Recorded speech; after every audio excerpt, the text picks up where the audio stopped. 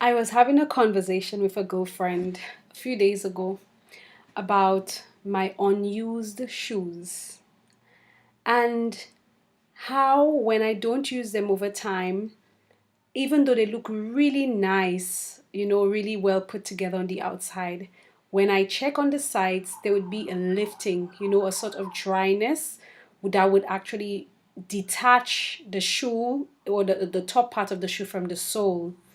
And I thought to myself, wow, so when you don't use these shoes, no matter how pretty they are and how good they look, they're destroyed. And then we went into, houses, and sometimes when you have houses and you don't use them or certain parts, we find the cobwebs and we find a lot of dust, and they actually deteriorate quicker than when they're in use. And then the thought struck me, my goodness, if our unused material items lose value and deteriorate, collect dust, or are destroyed because they are not in use, what happens to a Christian who is not being used by God? What do our cobwebs manifest themselves like? What does the dust in our experiences manifest themselves like in the church or in our relationships with others? The Bible tells us that whatsoever our hands find to do, that's in Ecclesiastes 9, verse 10, we need to do it with all our might. And even Ellen White in Messages to Young People says, whatsoever your hands find to do it with thoroughness and energy.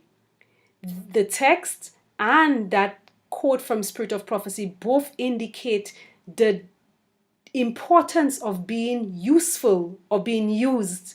And when I relate that to my unused shoes, and when we think about unused pieces of furniture and houses and how they deteriorate, we need to find ourselves in our purpose. We need to seek God. We need to find out what use He has for us in this life so that we can ensure that we do not collect dust, we do not collect cobwebs, we do not get disconnected like my shoes gets disconnected, the top part from the bottom, that we remain connected to God. And just the irony, if we are being unused, we become useless eventually. And that is not the desire that God has for you.